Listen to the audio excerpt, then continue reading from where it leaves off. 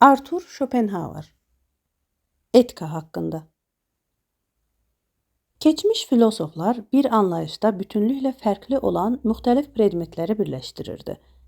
Platonun hər bir dialoqundan bununla bağlı çoxlu sayda örnək seçmək olar. Ancaq anlayışların böyük dolaşıqlığa salınmasını biz etikanın siyasətlə qarışdırılmasında görürük. Ancaq dövlət anlayışı ilə ilahi hakimiyyət və ya mənəvi qanunlar anlayışı o qədər fərqlidir ki, burada birinci anlayışa ikincinin ələ salınması, ona qarşı acı istehza edilməsi kimi yanaşmaq olar. Yaxud da bu iki anlayışın müqayisəsini əlil ağacının sağlam ayağa, maşının canlı insana olan münasibətinə də bənzətmək olar. Namus prinsipi, şərəf, insan azadlığı ilə əlaqəlidir. O necəsə bu azadlıqdan sui-istifadədir. Onun israf edilməsidir. Ondan mənəvi qanunların gerçəkləşdirilməsi üçün yararlanmalı olan insan özünün bu cür fiziki əzablara könüllü dözə bilmək qabiliyyətini gerçəklikdən aldığı təəssüratları boğmağa yönəldir. Necə olursa olsun, öz eqoizminin doğurduğu şıltaqlığı, kaprizi təsdiq etməyə sərf edir. Məhz bu prinsipə əsasən insanla yalnız bədəninin faydası üçün çalışan heyvan arasındakı fərq ortaya çıxdığından, burada namus prinsipi ilə xeyirxahlığın bir-biri ilə qarışması, hətta eyniləşməsi baş verir. Belə bir eyniləşdirmənin yanlış olduğu aydındır. Çünki namus prinsipi insanı heyvandan fərqləndirən bir cəhət olsa belə, ancaq bu prinsipdə öz-özlüyündə insanı heyvandan yüksəyə qaldıran heç nə yoxdur. Bu prinsip istər bir məqsəd kimi, istərsə də eqoizmdən çıxan bir nəticə kimi yalan və illüziyadan başqa bir şey deyil. O, hansısa başqa bir məqsədə çatmaq üçün yararlı ola bilsə də, ancaq bundan alınan fayda hər bir halda real olmaqdan çox uzaqdır. İnsanı heyvandan ölçüyə gəlməz dərəcədə qorxunc edən əsas cəhət, onun azadlıqdan sui-istifadə edərək duyğular aləmini dəf etmək üçün ondan silah kimi istifadə etməsidir. Çünki heyvan baxılan məqamda öz instinktinin tələb etdiyi işləri yerinə yetirir, insan isə fəaliyyətində hətta dünyanı məhv etməyə gətirib çıxaracaq motivlərə əsaslanır. Namus prinsipinə aid xarakterik əyani misal Şekspirin 4-cü Henrich dramının 2-ci hissəsindəki səhnə ola bilər. Bir pirat quldurluq qaydalarının əksinə gedərək, öz əsirini pul qarşılığında azad etməkdən boyun qaçırıb ona ölüm hökmü kəsir. Həm də onu bağışlamaq haqqını başqa birisinə satmağı da namusuna sığışdırmır. Çünki bu əsir vuruşmada onun bir gözünü tökmüşdü. Adı Hersoq Suffolk olan bu əsir də öz növbəsində papağını çıxardıb pirat qarşısında baş əyməyi namusuna sığışdırmır, ölümü bundan üstün tutur. Vətəndaşlıq şərəfi, daha doğrusu bizim etibarlı sayılmağımızla bağlı rəy, namuslu əməyi ilə yaşamaq istəyənləri necə qoruyursa, eləcə də rıtsar, cəngavər şərəfi və ya başqasının hökmən bizdən qorxmalı olmağı barədə formalaşan rəy də başqasına qarşı zorakılıq edəni bir qalxan kimi qoruyur. Aydındır ki, belə bir şərəf anlayışı yalnız orta yüzilliklərdə quldur rıtsarların mühitində yarana bilərdi. İnstinkt üzrə fəaliyyət bütün başqa fəaliyyət növlərindən onunla fərqlənir ki, burada məqsəd haqqında anlayış onun nəticəsi kimi meydana çıxır. Başqa fəaliyyətlərdə isə məqsəd öncədən bəlli olur. Beləliklə də instinkt məqsədi öncədən bəlli olmayan hansısa fəaliyyət üçün a priori olaraq tapılan qaydalardır. Çünki bu məqsədə çatmaq üçün onun haqqındakı anlayışlara ehtiyac yoxdur. Bunun əksinə olaraq şuurlu və ya götür-qoylu fəaliyyət məqsəd haqqında öncədən düşünülmüş anlayışa əsaslanan qaydalar üzrə baş verir. Və buna görə də o yanlış nəticəyə gətirib çıxara bilər. İnstinkt isə heç vaxt yanılmır. Beləliklə, a priori biliklərin 3 fərqli növü olur. Birinci, istənilən təcrübənin mümkünlüyünü şərtləndirən nəzəri ağıl. İkinci, instinkt və ya mövcudluğumuzu şərtləndirən duyğular üçün yararlı olan və bəlli məqsədə çatmağı təmin edən qaydalar. Üçüncü, əxlaqi qanun və ya məqsəd güdməyən fəaliyyət üçün qaydalar. Başqa sözlə, birinci, ağıllı və ya düşünülmüş fəaliyyət məqsəd haqqında anlayışa əsaslanan qaydalara uyğun olaraq baş verir. İkinci, instinktiv fəaliyyət məqsəd haqqında anlayışa bələd olmayaraq baş verir. Üçüncü, əxlaqi fəaliyyəti isə məqsəd güdməyən qaydalar üzrə baş verir. Nəzəri ağıl bizim bildiyimizin təşkil olunduğu qaydalar toplusundan ibarətdir. Daha doğrusu, bütün təcrübəmizin məcmusudur. İnstinkt isə bizim maneə ilə qarşılaşmayan hallara uyğun gələn fəaliyyətimizin idarə olunduğu qaydalar toplusudur. Buna görə də instinkti ifadə etmək üçün ən yararlı söz məncə praktiki ağıl termini ola bilər. Çünki onda istənilən təcrübə üçün mövcud olan zərurilik, vaciblik anlayışı öz ifadəsini tapır. Mənəvi əxlaqi qanun adlandırılan şeylər isə instinktivliyin gerçəkliyə bir tərəfli yanaşmasının əksinə olaraq ən yaxşı şuur haqqında mühakimələrdən ibarətdir və deməli, istənilən təcrübənin xaricindədir. Yəni, istənilən ağıldan, həm nəzəri, həm də praktik ağıldan, instinktdən kənardadır. Çünki ən yaxşı şuur anlayışının təcrübə ilə heç bir əlaqəsi yoxdur. O, təcrübələrlə yalnız fərdin yiyələndiyi hansısa gizlin əlaqələrin təsiri nəticəsində qarşılaşır və bu vaxt həmin fərdin qarşısında ağılı yoxsa ən yaxşı şuuru seçmək zərurəti yaranır. Birinci halda nəticə olaraq nəzəri oblastda nadanlıq, praktik oblastda isə səviyyəsizlik yaranır.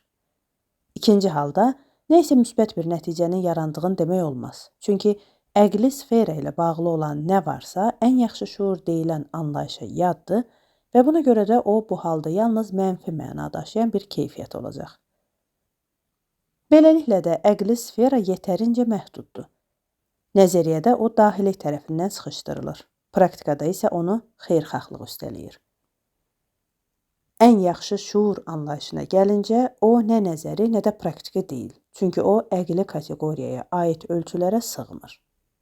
Ancaq fərd nə vaxta kimi öz seçimi ilə bağlı tərəddüd edirsə, bu halda ən yaxşı şuur praktiki ağlın sıxışdırıldığı tərəfdən özünə yol açaraq ona mütləq hökümlü və zəruri bir qanun kimi təsir edir. Burada təsir edir sözünü ona görə işlədirəm ki, bu halda ən yaxşı şuur nəzəri ağıl şəklini almaqla hər şeyi obyektlərə və anlayışlara çevirməyə başlayır. Ancaq ən yaxşı şuur nəzəri ağılı sıxışdırmağa can atdığından o nəzəri ağıla çevrilmir. Yalnız nəzəri ağılı sıxışdırıb özünün hökmünə tabe edir. Elə buna görə də dahi heç vaxt özünün şəxsi yaradıcılığı ilə bağlı məsuliyyətini yetərincə hiss edə bilmir. Audienda er altera pars, qarşı tərəfin də sözünü eşitmək kimi ifadə olunan hüquqi qayda əxlaqi sferada o mənada yerinə düşmür ki, hissiyatla eqoizmi bir-biri ilə yanaşı qoymaq gülünc görünərdi. Əksinə, mükəmməl iradə dilə gəlmişsə, onda qarşı tərəfi dinləməyə ehtiyac qalmır. Əgər heyvanların mənəvi azadlığı yoxdursa, bu heç də o demək deyil ki, insanlarda olan və nəticəsi əxlaqilikdə ifadə olunan ən yaxşı şuurun izləri və ya bənzəri onlarda yoxdur. Bu belə olsaydı, onda İnsanla çoxlu ümumi cəhəti olan heyvanların mövcudluğu bütünlüklə başqa əsaslar üzərində qurulardı və onlar bütün cəhətlərinə görə tamamilə fərqli bir varlıq olardı. Bəlli olduğu kimi, heyvanların bütünlüklə fərqli bir xilqət, yaradılan olması düşüncəsi öz təsdiqini tapmır.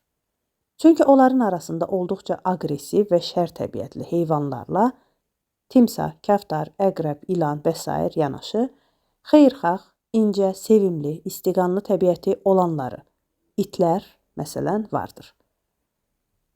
Heyvanların da zahiri xarakterinin əsasında insanlarda olduğu kimi zamanın xaricində olmaq, ondan asılı olmamaq dayanır. Bu baxımdan Yakov Bemin aşağıdakı sözləri doğru sayılmalıdır. Hər bir heyvanın təbiətində özündə dünyanın ruhunu daşıyan dağılmaz bir güc var və bu güc dünyanın sonuna kimi davamlı şəkildə yaşayacaq. Buna baxmayaraq heyvanları azad saymaq olmaz. Çünki onların daha yüksək və yaxşı olana tabe olmaq qabiliyyəti, yəni ağlı yoxdur. Ağıl isə hər tərəfli anlayışı yiyələnmək qabiliyyətidir. Onun nəzəri oblastda özünü necə ifadə edə bilməsi Kant tərəfindən göstərilmişdir. Praktik oblastda isə o bizə həyatdakı bütün əlaqələrə, bütün fəaliyyətlərə və düşüncələrə baxmaq və onları təhlil süzgəcindən keçirmək qabiliyyəti verir. Həm də bunun nəticəsi olaraq insanı öz başlanğıcını intellektdən və ya ən yaxşı şuurdan götürən əxlaqi prinsiplərə, yaxud ümumi qəbul olunmuş qaydalara əməl etməyə yönəldir. Haçansa bizdə çox güclü bir istək, hansısa qızğın duyğu yaranırsa, onda biz ilk anlarda bütünlüklə ona qapılırıq. Hiddətə, sevincə, qorxuya tabe oluruq. Bu dəqiqələrdə ən yaxşı şuur susur və biz etmək istədiyimizin gətirə biləcəyi nəticələr barədə düşünə bilmirik. Ancaq hər halda bu anlarda da ağıl bizi öz fəaliyyətimizə və bütün həyata qırılmaz həlqələrdən qurulmuş zəncir kimi baxmağa sövq edir. Ən yaxşı şuurun sıxışdırıldığı bu məqamda, affekt halında olduğumuz bu vəziyyətdə də qarşılaşa biləcəyimiz nəticələrlə bağlı xəbərdarlıq edir. Bizim ən müxtəlif faktorların təsiri altında olduğumuz hallarda da o bizim ümumi qaydalara əməl etmək qabiliyyətimizin olduğunu unutmağa qoymur. Heyvanlarda belə bir üstünlük yoxdur. Affekt halı onlar üzərində bütünlüklə hakim olur və ola bilsin bir affekt halı yalnız başqa bir affektin təsiri ilə sıxışdırıla bilir. Misal üçün, qəzəb və ya şəhvət qorxu ilə sıxışdırıla bilir. Ancaq həm də ola bilər ki, heyvana qorxu aşılayan hansısa bir gerçək obraz yoxdur. Yalnız onun haqqında dumanlı xatirələr və təsəvvürlər vardır. Ona görə də hansısa məqamın təsiri ilə özünü heyvan kimi aparan adamı həmin anda ağılsız hesab etmək olar. Ancaq ağıl hələ mənəviyyatın qaynağı olmaqdan çox uzaqdır. Əksinə, bir çox halda məhz onun sayəsində insan heyvanın belə bacarmadığı dərəcədə yaramaz olur. Misal üçün, ağılın köməyi ilə biz şərə xidmət edən qərar qəbul edə və onu gerçəkləşdirmək üçün münasib məqamı gözləyə bilərik.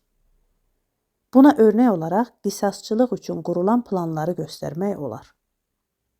Hətta bəzən qisas məqamında mərhəmət və vicdan duyğusu insanı bundan çəkindirmək istəyəndə ağıl bunun əksinə gedir. İnsanı şər işlərə sürükləyir. Hötenin ədəbi qəhrəmanı Mefistofel bunu nəzərdə tutub insan haqqında belə deyir.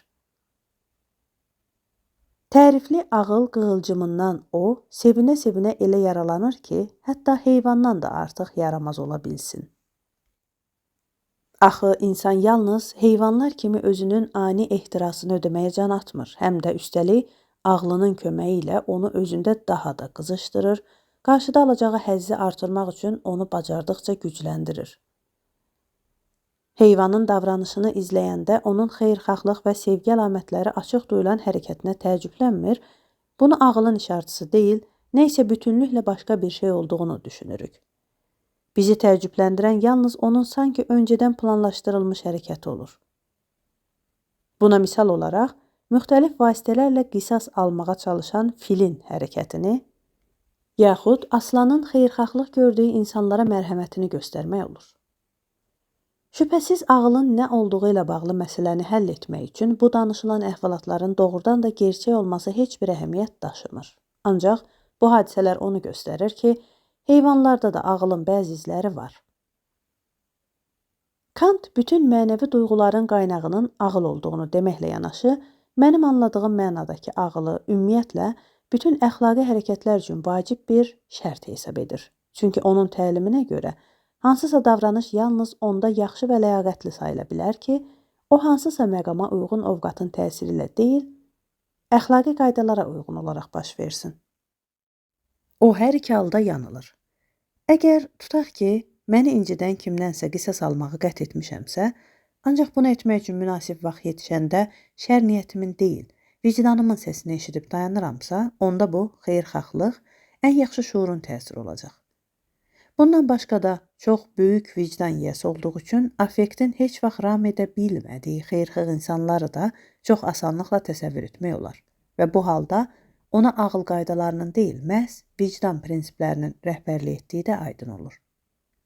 Bax, elə buna görə də zəif şuur və zəif ağıl, onsuz da bu keyfiyyətlərin gücü insanilik üçün onun cismani gücü qədər az əhəmiyyət daşıyır, onun yüksək səviyyəli xeyirxahlıq edəcəyini istisna etmir. İsa Məsih deyirdi, xoşbəxt adamlar ruhən yoxsul olur. Bu məna eynilə Yakov Bemin bu sözlərində daha gözəl və daha yüksək səviyyədə ifadə edilir. Kim ki, uşaq anasının bətnində uyuduğu kimi öz iradəsinə sığınırsa və beləliklə də insan həyatının qaynağı olan bu daxili qanunu rəhbər tutursa, o hamıdan nəcib və varlıdır.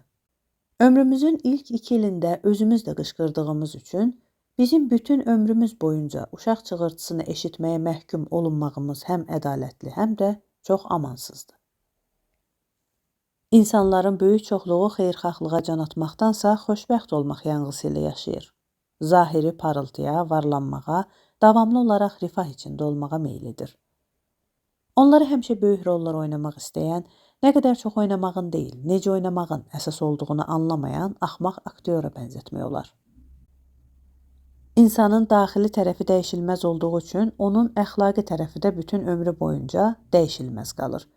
Və bizim hər birimiz qəbul etdiyimiz rolu, onun xarakterini azacıq da olsun dəyişmədən oynamağa məhkumuq.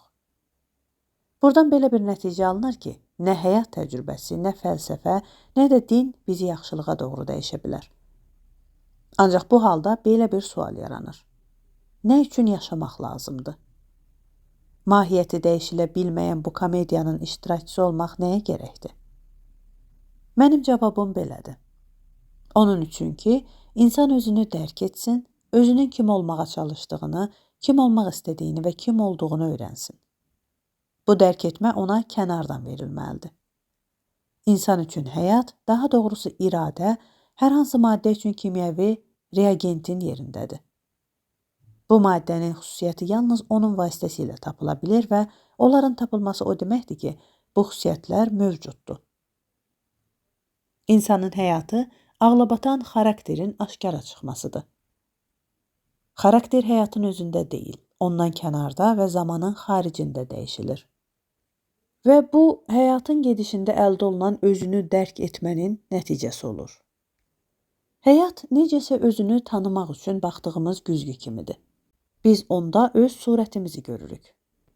Həyatı həm də çap vərəqini yığmazdan öncə üzərində düzəliş edilmiş korrektor vərəqinə bənzətmək olar. Buradakı düzəlişin şriftin böyük və kiçikliyinə uyğun olaraq edilməsi əhəmiyyətli deyil. Buradan həyatın xarici təzahüründən ibarət olan tarixin necə də əhəmiyyətsiz olduğu aydındır. Həm də çap vərəqinin böyük yoxsa kiçik şriflə yığılması mətnin məzmunundan necə əhəmiyyətli bir təsir göstərə bilmirsə, elə bunun kimi də ürəyi şər niyyətlə döyünən adamın dünyanı fəth etməsi ilə öz eqoizmini ovutmaq üçün kiçik miqyaslı yaramazlıq etməsinin arasında da əsaslı bir fərq yoxdur. Dünyanı fəth edən adamı hamı görür və tanıyır, ancaq ola bilsin eqoizmə qapılan kiçik adamı yalnız onun özü görüb tanısın. Burada ən vacib məsələ hər bir kəsin özünü tanımasıdır.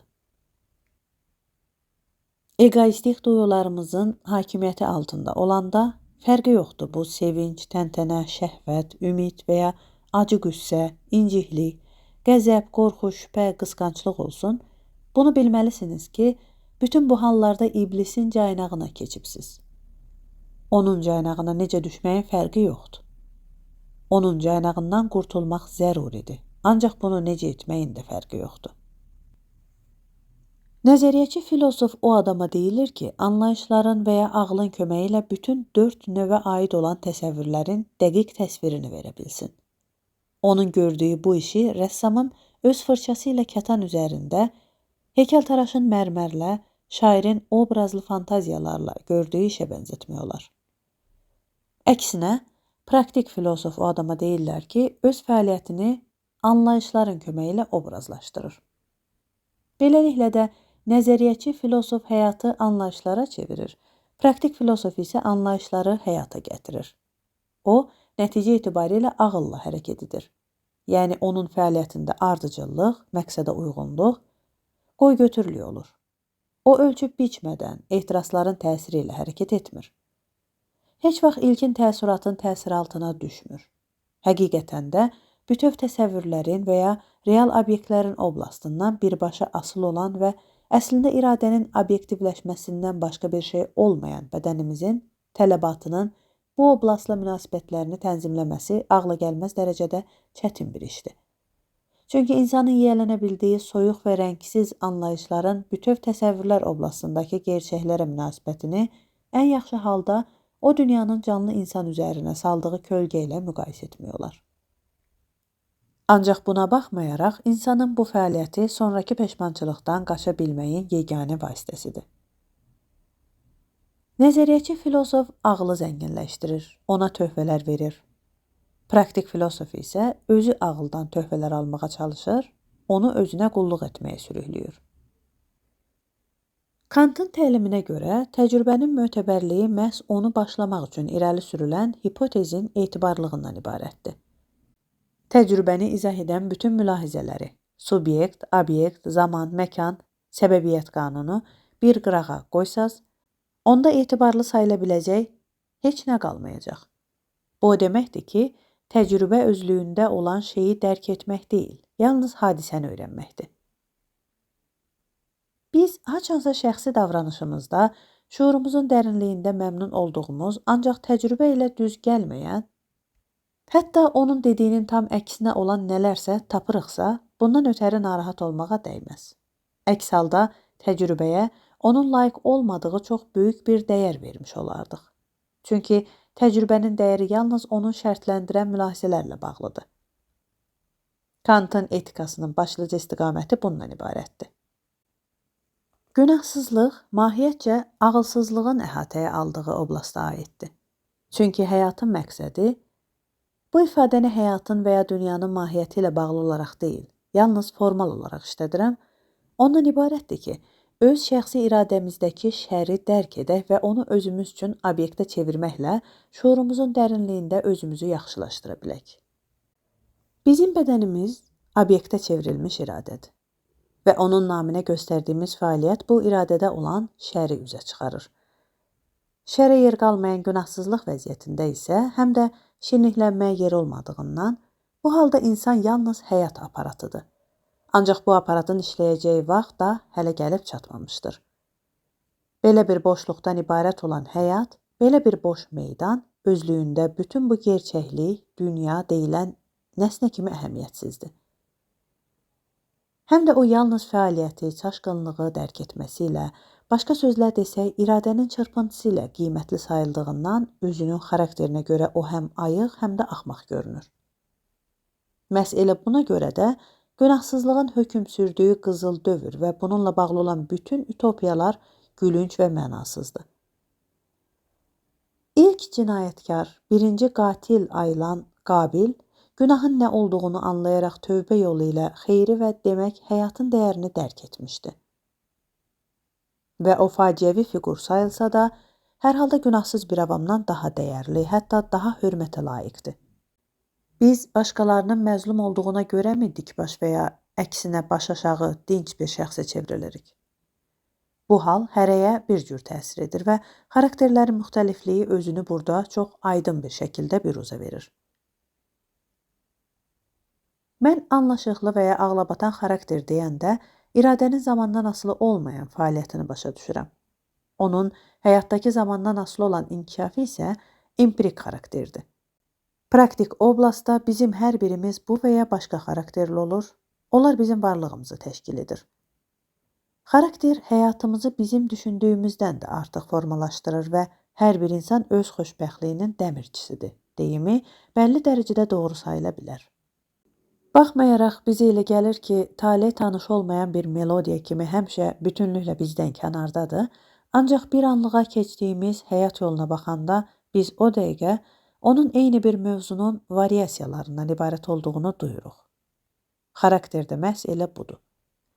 Və diqqətlə yanaşanda bu dediyimiz melodiyanın hər yerdə eyni bir tonda səsləndiyini hiss etmək çətin deyil. Bunu hər bir kəs özündə müşahidə edə bilər və etməyə çalışmalıdır. Nəzəri oblastda isə istisnasız olaraq intellektual xarakter hökm sürür. Ancaq bu hər bir şəxsə nəsib olmur. Çünki burada fərdiyyətin təyin edici cəhətini düha və ya orijinal dünya görüşü təşkil edir. Bu isə öz növbəsində dühanın mahiyyətini təşkil edən qeyri-adi istedadın olmasını tələb edir. Bu intellektual xarakterdə məhz biraz öncə dediyimiz əsas mövzudur. və dahinin yaradıcılığı da onun variasiyalarıdır. Veymarda yaşayanda yazdığım bir məqalədə mən belə bir üsulu hər bir dahinin öz fərqli və çoxcəhətli yaradıcılığını ərsəyə gətirmək üçün yararlandığı fənd adlandırmışdım. İntellektual xarakter ümumiyyətlə dahi insanın nəzəri adlandırıla biləcək fizionomiyasında müəyyən edir və bütün bunlar onun alnının qırışında, habelə gözlərinin ifadəsində öz əksini tapır. Adi insanlarda nəzəri fizionomiyanın ayrı-ayrı xüsusiyyətində bənzərlik ola bilər. Praktik fizionomiya, başqa sözlə desək, iradənin hökmünə tabe olan praktik xarakterli, əxlaqi ovqata köklənən xarakter ən çox ağzın quruluşunda üzə çıxan cəhətlərlə müəyyən edilə bilər. Məndən təvazökarlıq barədə nə düşündüyümü soruşsaydılar deyərdim. Mən öz yazılarımla qulluq etdiyim və qarşısında xeyirxahlıq barədə düşüncələrimi ucadan deməyə ürək etdiyim bu hörmətli kütləni yaxşı tanıyıram. Şəxsən böyük məmnuniyyətlə təvazökar olmağa və onunla bağlı tələbləri diqqətlə gözləməyə hazıram. Ancaq mən heç bir halda başqalarından da təvazökar olmağa tələb etməyəcəm və məni belə bir tələb irəli sürməkdə suçlayanların da sözlərini yalan sayıram. Əksər adamların səfalətə qapılması az sayda olan dahiləri və insanlığa həqiqi xidməti olan şəxsləri məcbur edir ki, onlar şəxsi xidmətini və başqalarının necə əhəmiyyətsiz fəaliyyətdə olduğunu görmürmüş kimi aparsınlar. Çünki kütlə yalnız bu şərt daxilində başqasının böyük xidmətinə dözməyə hazırdır. Beləliklə, bu cür zorakılıqdan xeyirxahlıq düzəldib, adını təvazökarlıq qoyurlar. Əslində isə bu mərhəmətə və bağışlanmağa layiq olan çoxluğun öz səfalətini doğrultmaq üçün göstərdiyi ikiyüzlülükdən başqa bir şey deyil. İnsan fəlakətlərinin mənzərəsi bizdə iki bir-birinə əks olan ovqat yaradır. Birincisi, biz öz mənliyimiz və iradəmizlə bu fəlakətlərlə birbaşa qarşılaşırıq. Gerçəkləşə bilməyən arzuların daimi kükrəməsindən yaranan affekt və ehtirasların ömrümüzə gətirdiyi əzablar bu fəlakətin göstəricisidir.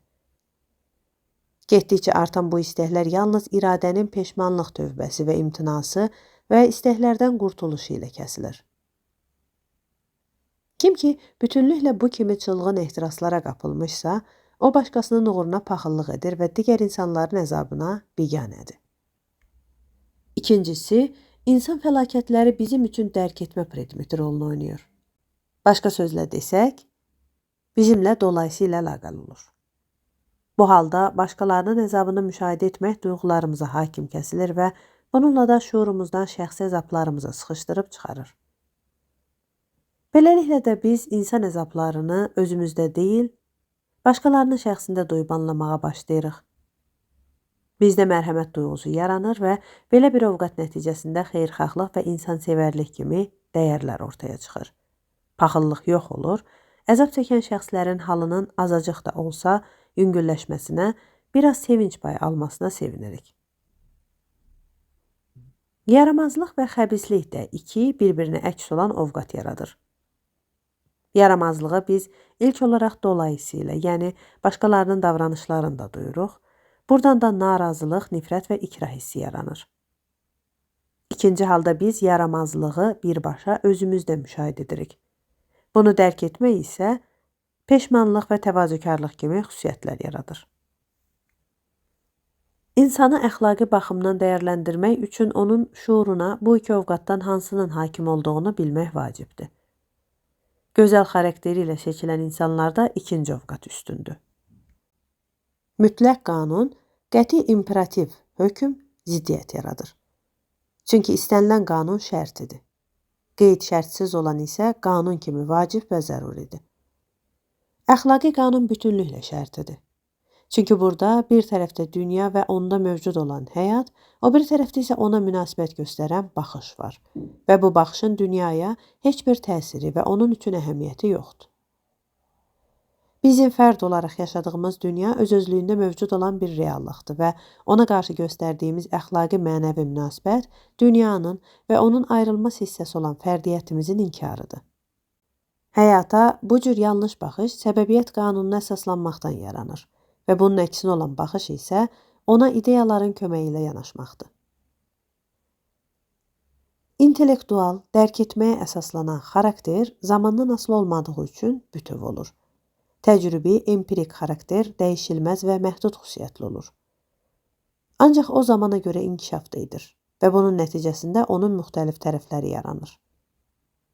Çünki empirik xarakter iki faktordan təşkil olunmuşdur. Bunlardan birincisi temperament adlanan kör-körənə şəkildə yaşamağa can atma və ya yaşamaq iradəsidir. İkincisi isə iradənin daha zəngin şəkildə ifadəsinə nail olmaq üçün dünyanın dərk edilməsinə can atmaqdır. Buna görə də eyni bir insan öncə öz istəyinə şirniklənib onların göstərdiyi yolu tuta bilər, sonradan isə həyatın aldadıcı, bütün həzzin və həyati dəhşətlərin xəyalın məhsul olduğunu dərk edib özündən imtinaya gəlib çıxa bilər. Bu cür yalqızlığa qapılan, özünü həyatdan təcrid edən insanlara örnək olaraq tövbə edən günahkarları və Maria Magdalenanı göstərmək olar.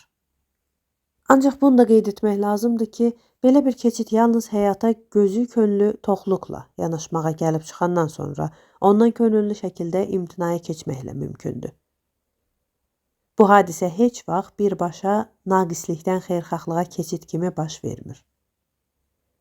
Həm də təbiətcə xeyirxah olan şəxs həyatın dəhşətli tərəflərini anlamadıqca özünün saflığı ucbatından onun həzzindən gembol yararlansa da, ancaq şər işlər görməyə yönəlməyəcək, yəni başqalarına ziyan vurmayacaq, əzab verməyəcək. Çünki o nə qədər gənc və təcrübəsiz olsa da, nəyi nə üçün etdiyini duyacaq və başqalarının istirabı onun üçün öz həssi qədər anlaşılan olacaq. Əksinə, bir dəfə hansısa şər işə qol qoymuş şəxs gələcəkdə də bütün münasib şəraitlərdə bunu dönə-dönə etməyə hazır olacaq. Swedenborg, Vera Christiana Religio əsərinin 400-cü paraqrafında düzgün olaraq qeyd edir ki, egoist başqa adama yalnız cismani gözlə baxır. Mənəvi gözlə isə o ancaq özünü və özünə doğma saydığı şəxsləri insan olaraq görür. Bütün başqalarını isə o bir maska kimi yanaşır. Özünün mahiyyətinə görə bu söz Kantın aşağıdakı öyüdü ilə eynidir. Başqa insanlara vasitə kimi deyil, məqsəd kimi baxmaq lazımdır. Ancaq bu iki eyni olan fikrin ifadə olunmasında necə də böyük fərq var. Swedenborg bu fikri necə də canlı, dəqiq, kəskin, əyani və geniş bir şəkildə deyib. Kant isə bu böyük fikri necə də dolayı, diqqət çəkməyən, ötəri şəkildə ifadə edib. Xristianlıq öyrədir. Sənə yaxın olan insanları özünü sevdiyin kimi sev. Mən isə deyirəm, özünü əməldə və həqiqətdə yalnız yaxından deyil, həm də uzaqlara kimi öyrən. Heç kim dərd içində ağlamaq səhnəsini Homer kimi təsvir edə bilməmişdir.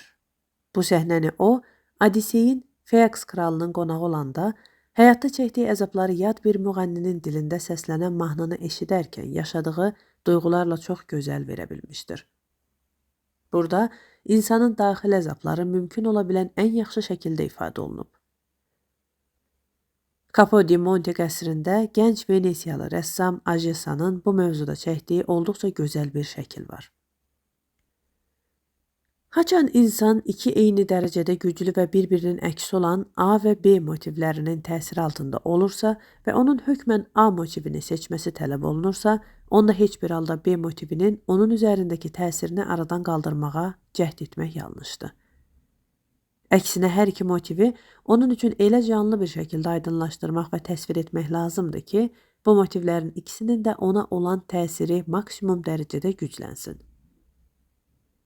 Bu halda həmən şəxsin seçəcəyi variant onun təbiətindən doğan mahiyyətini göstərən ən qəti qərar olacaq və onun bu vəziyyətdə dediyi mən bunu istəyirəm sözü, mən bunu etməliyəm sözü ilə eyni güclü olacaq.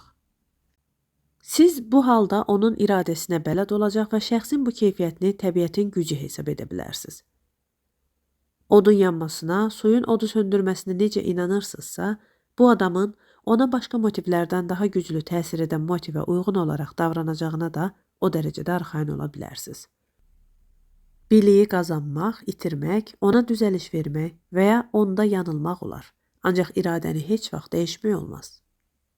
Buna görə də mən anlayıram, mən bilirəm, mən görürəm kimi deyimlərə etibar etmək və onları doğru saymaq olmaz. Əksinə, dərk edilən motivə uyaraq deyilən mən istəyirəm fikri təbiətin özü kimi sabitdir. Qeyd etməyə dəyər ki, bütünlüklə dərk edilmiş hansısa motivlərlə bağlı çətinlik də mövcuddur. Belə ki, bu motivin dərk edilməsi ilə bağlı şərait qismən dəyişə bilər, yaxud fərdin baxışlarında dəyişiklik və yanlışlıq yarana bilər. Biasın Vatikanda yerləşən büstünün üzərində belə bir yazı var. İnsanların əksəriyyəti xəbisdir. Bu çox güman Biasın adına yazılan fikir deyil, məhz onun öz dilindən çıxan bir sözdür. Gərək sonsuz bir güzəş və dözümlük duyğusuna yiyələnməyə bacarasan. Yoxsa biz öz şıltaqlarımıza uyaraq, ayrı-ayrı adamların yaramazlıq və çatışmazlığını bağışlamayıb, onlarla konfliktə girsək, bununla yerdə qalan çoxluğa layiq olmadığı diqqəti göstərmiş oluruq. Mal nə qədər ucuzdursa, keyfiyyəti bir o qədər aşağı olur və buna görə də öz-özlüyündə aydındır ki, bizim adamlara qarşı münasibətimiz necə olmalıdır və onlar nə etməsindən asılı olmayaraq hamılıqla bizdən sevgi ummaqda haqlıdırlar. Hətta ən gözəl bədən də kirlənməkdən qurtula bilmədiyi, habelə pis qoxulu şeylər buxarlandırdığı və ifraz etdiyi kimi, istənilən xeyirxah xarakterdə pis keyfiyyətlərdən bütünlüklə azad deyil. Və bəzən də ən böyük dahilərdə də məhdud cəhətlərin olduğu gözə çarpır. Nə vaxtsa mənimlə danışan bir nəfər demişdi ki, hər bir insanın daxilində hansısa yaxşı və pis cəhətlər gizlənir və insanı qıcıqlandıran motivlərdən asılı olaraq onlardan gah biri, gah da o biri üzə çıxır. Bu bütünlüklə doğru bir fikirdir. Yalnız fərqli adamlarda deyil, hətta eyni bir şəxsdə də yad adamların əzabları bəzən sonsuz mərhəmət, bəzən də çox böyük xəbisliklə qarışmış məmnunluq yarada bilir. Mən bunu özümdə də müşahidə etmişəm. Bəzən hamıya mərhəmətlə yanaşıram, bəzən də bütün adamlara böyük bir laqeydliklə, hətta xəbislik və nifrətlə baxıram. Bütün bu deyilənlər şübhəsiz onu göstərir ki, bizim bir-birinin əksinə olan iki qavramaq xüsusiyyətimiz var. Onlardan biri fərdiyyətçilik prinsipinə əsaslanan qavramadır. Bu prinsipə görə bütün mövcud varlıqlar bizə yad gəlir. Bizim mənimizə düşmən kimi görünür və bu halda biz başqalarına qarşı laqeydlikdən, paxıllıqdan, nifrətdən, xəbislikdən başqa heç nə duya bilmirik. Qavramanın digər üsulu tatvamasi prinsipi üzrə baş verir və burada bütün varlıqlar bizim mənimizlə eyniləşir və buna görə də dünyada nə varsa hamısı bizdə sevgi və mərhəmət hissi yaradır. Qavrama üsullarından biri fərdləri keçilməz divarlarla bir-birindən ayırır, o biri isə bu divarları aradan qaldırır və fərdləri bir-biri ilə qovuşdurur. Onlardan biri hər bir varlıqda özümüzü görməyə məcbur edir, o birisi isə bizi hər şeydə özümüzə yad olanı görməyə sürükləyir. Ancaq burada ən başlıca cəhət bundan ibarətdir ki, yadların əzabları bizdə çox vaxt mərhəmət hissi doğursa da, əksinə başqalarının xoşbəxtliyi əksər hallarda paxıllıq duyğusu yaradır. Az halda başqasının xoşbəxtliyinə sevindiyimizə gəlincə, bütün bunlar onların əzablarından duyduğumu mərhəmət hissindən ölçüyə gəlməz dərəcədə kiçikdir. Belə bir halın səbəbi istənilən xoşbəxtliyin aldadıcı olmasına görə deyilmi və ya xoşbəxtliyin həqiqi xilas yolunu bağlamasına görədirmi? Burada yalnız birinci qavrama üsulu öz sübutunu və rasional təsdiqini tapa bilir. İkinci usul isə özündən kənarda heç bir sübut və təsdiq tapa bilmir və yalnız mənim təlimimdə yer alan abstrakt və mürəkkəb izahlarla aydınlaşdırıla bilər. Nə üçün insanlardan bəzisinə bir digərinə başqa qavrama üsulunun xas olması çox dərin bir sirr olaraq qalır. Empirik xarakterlərin öz aralarında bir-birindən köklü surətdə fərqləndiyi danılmaz bir faktdır. Bu isə hər bir fərdin qavrama qabiliyyətinin iradəsinə olan münasibətindən, bu da öz növbəsində irsən alınan iradə və intellektdən asılıdır. Özdə bunlardan birincisi atadan, ikincisi anadan miras olaraq qalır. Hər iki valideyn arasında bir-biri ilə qarşılıqlı uyğunluğun olması təsadüfi bir hadisədir.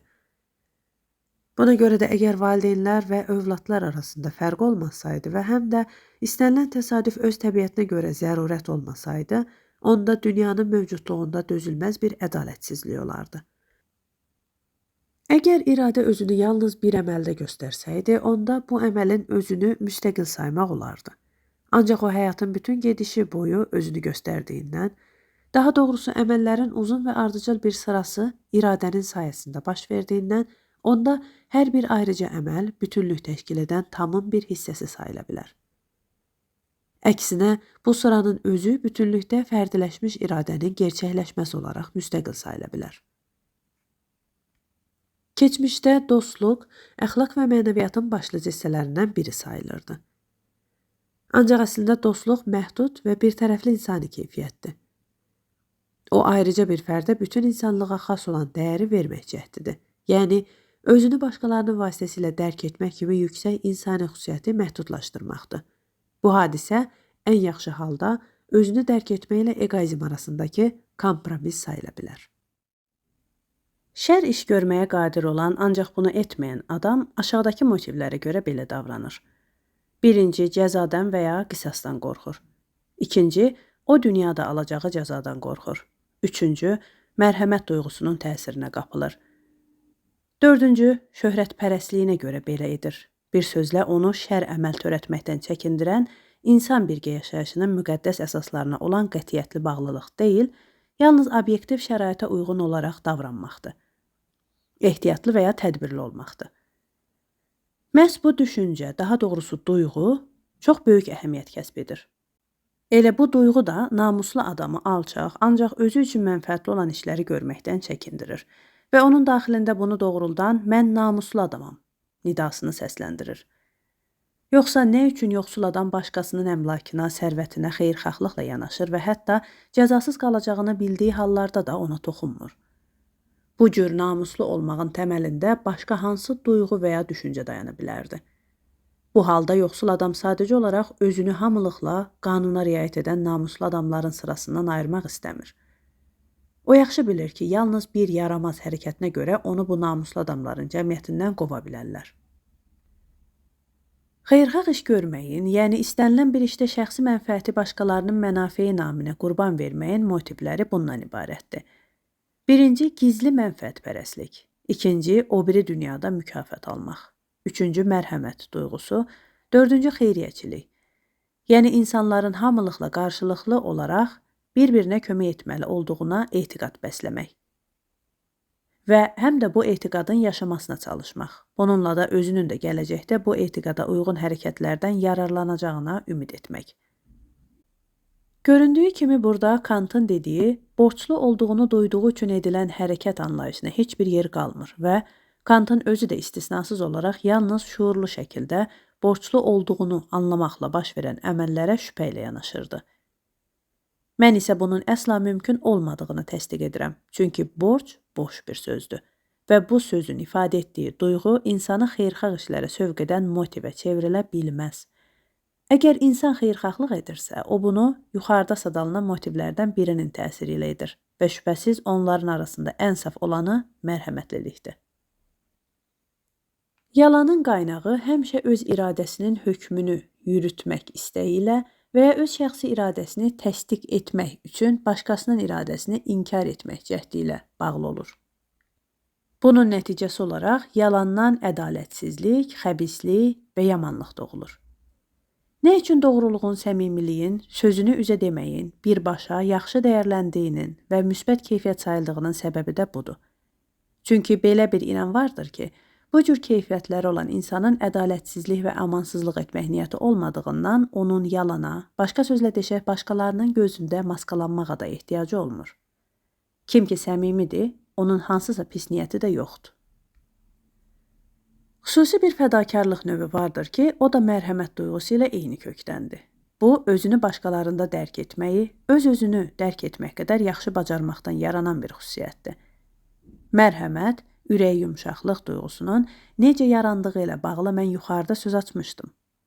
Dediyim bu fədakarlığın mərhəmətlə bir kökdən olmasının səbəbi isə budur ki, özünü başqa insanlara nəzərən dərk edən insanın öz şəxsi mənafeyindən olan asıllığını aradan qaldırmaq imkanı olur və o, daha çox ümumi mənafeyə bağlı olduğundan öz şəxsi rifah üçün çox az çalışır. Əlbəttə, bu hadisə insan fədakarlığının yeganə qaynağı deyil. Çünki onun müxtəlif səbəbləri var. Ancaq söz açdığım bu xüsusiyyət insanın ən xeyirxah keyfiyyətlərindən biridir. Çünki o xarakterin olduqca mülayim olmasından soraq verir. Belə bir xarakter həmişə qadınları qarşısı alınmaz bir şəkildə məftun edir. Xarakterlər yalnız nisbi şəkildə xeyirxah və ya xəbis olur. Mütləq xeyirxah və ya xəbis xarakter olmur. Onlar arasındakı fərq öz şəxsi mənfəətinin özgələrinin şəxsi mənfəətindən üstün tutulub tutulmaması ilə müəyyən edilir. Əgər bu iki cəhəti ayıran sərhəd xəttinin hər iki tərəfində qalan xeyirxahlıq və xəbislik tən gəlirsə, onda ədalətli xarakter yaranır. Ancaq adamların çoxunda bu mütənasiblik yoxdur və 1 santimetrlik insansevərliyə 10 metrlərlə eqoizm düşür. Bütün ümumi davranış qaydaları ona görə yetərsizdir ki, onların hamısı insanların bərabərliyi kimi yalançı bir prinsipə əsaslanır. Bu sistemin əsasını Helvetsi qoymuşdur. Ancaq əslində insanlar arasındakı əqli və mənəvi bərabərsizlik ölçüyə gəlməz dərəcədə böyükdür. Əxlaqın reallığı sualı, eqoizm prinsipinin əksi olan başqa bir prinsipin həqiqətənmi olub-olmadığı sualına gəlib çıxır. Eqoizm yalnız ayrı-ayrı fərdlərin uğur qazanmasını tələb etdiyi üçün, onu əksi olan prinsip, eqoizmin bu prinsipinin fərdilikdən çıxıb, hamıya tətbiq edilməsini tələb etməlidir. Xeyirxah və xəbis xarakterlərin mahiyyətini dərk etməyə çalışsaq, aydın olur ki, xəbis adam xarici aləmdə canlı varlıqlar arasında, xüsusilə də özünə ən çox bənzəyən mövcudluqda, həmişə öz məninə yad olan bir şeyi görür. Xeyirxah insan, mən burada xeyirxahlıq və xəbisliyi onların ən yüksək dərəcəsinə uyğun olaraq götürürəm, əksinə bütün mövcudluqda özünü tapır, şəxsi mənini başqalarına nisbətdə dərk edir. Xeyirxah insanın hər şeyə xoş niyyətlə, təmiz ürəklə yanaşması buradan qaynaqlanır. O həm də buna görə ruhən aydın, sakit bir ovqatda olur. Xəbis adamda isə bunun tam əksi olan keyfiyyətlər özünü göstərir. Bütün bunlar əlbəttə mahiyyət deyil, yalnız hadisədir. Ancaq yenə də məsələnin kökünü aydınlaşdıra biləcək təzahür sayıla bilər. Ancaq bu məsələ ilə bağlı çətin bir problem də vardır. Hər iki xarakterlə bağlı ortaya çıxan əlamətlər istər-istəməz belə sual doğurur. İradənin metafizik olaraq bütünlüyü fonunda xarakterin bunca müxtəlifliyi hardandır? Bir sıra adamlarda bu məkirli, iblis xislətli şər, o birilərində tükənməz xeyirxahlıq nədəndir? Nə üçün kimsə Tiveriyalar, Kaligulalar, Dominisanlar, Neronlar, bir başqaları isə Titlər, Adrianlar, Nervlər olur?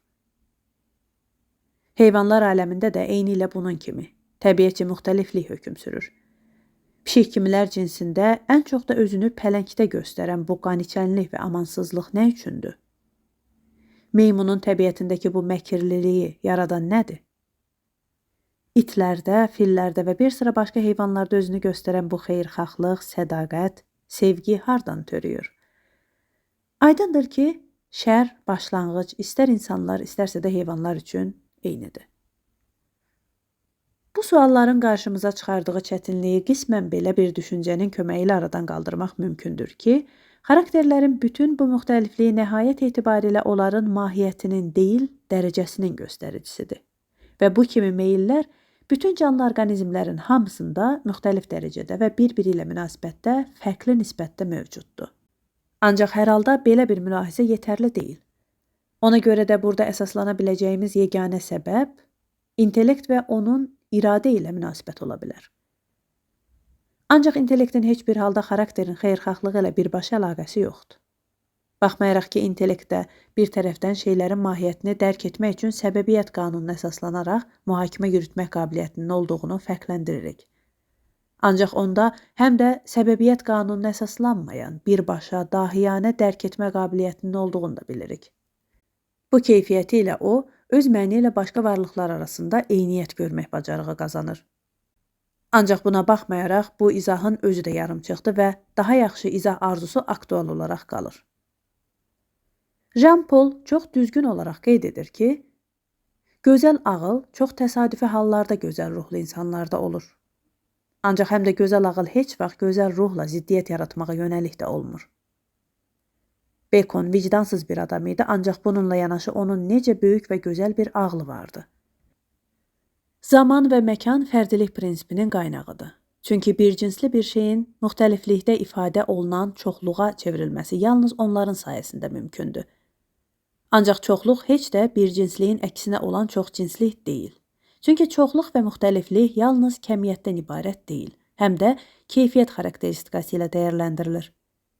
Elə isə etik münasibətlərdəki bu müxtəlifliyin səbəbi nədir? İntellektual fərqlər hər şeydən öncə beynin xüsusiyyəti və əsəb sistemi ilə şərtlənir və buna görə də onunla bağlı fərqlər əxlaqi mənəvi keyfiyyətlə bağlı müxtəlifliyə nisbətən daha az anlaşılandır. Çünki intellekt və beyin hər bir heyvanın tələbatına, daha doğrusu iradəsinə uyğun olan ölçüdədir. Yalnız insanda istisna olaraq bəzi hallarda dahili adlanan intellekt artıqlığı müşahidə edilir. Ancaq görünür, əxlaqi mənəvi fərqlər birbaşa iradədən qaynaqlanır. Əks halda o zamandan asılı olardı, çünki intellekt və iradə yalnız fərdiyyətdə birləşə bilir. İradə zamandan asılı deyil, əbədidir. Əbədiyyətin içərisində doğulan xarakteri isə başqa heç bir daxili səbəblə izah etmək mümkün deyil. Ola bilsin, haçansa kiməsə bu sirlə bağlı suala düzgün cavab vermək nəsib olacaq. İradə zamana tabe olmadığından başqa əzablardan fərqli olaraq vicdan əzabı zaman keçdikcə ötüb keçmir. Görülən şər işlər vicdana güclü əzab verir və bu əzab illər keçəndən sonra da bu əməlin törədildiyi vaxtda olduğu qədər güclü olur. Xarakterimiz, anadan gəlmə davranışımız isə yalnız onun təzahürüdür. Habelə böyük cinayətlər törətmək üçün bəhanələr də çox təsadüfi yaranır. Adamları bundan çəkindirən isə qorxu və təhlükədir. Daxilimizdə yaranan istəyimizin, düşüncəmizin və keçirdiyimiz affektlərin yaratdığı ovqat başqaları tərəfindən duyulmadığı kimi düşünmək olar ki, anadan gəlmə xəbis vicdanla doğulmuş insanlar da olur, ancaq onlar cinayət törətmir. Özün üçün istəmədiyin şeyi başqası üçün də arzulama. Bu deyim həddindən artıq çox şey istəyənlərə məxsusdur. Çünki bu sözü məhkum da onu haqlı olaraq cəzalandıran hakimə deyə bilər. Axmaq adamın xəbis olmağının səbəbi çox vaxt şikəst və zahirən eybəcər adamın xəbis olması səbəbilə eyni olur. Başqa bir tərəfdən dahillik də, müqəddəsliyin də öz aralarında ümumi cəhətlər olur.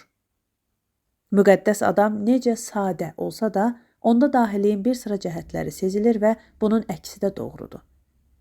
Dahi şəxsiyyətin xarakteri necə korlansa da, hər halda o, müqəddəsliyə yaxın olan yüksək ovqatı ilə adi adamlardan fərqlənir.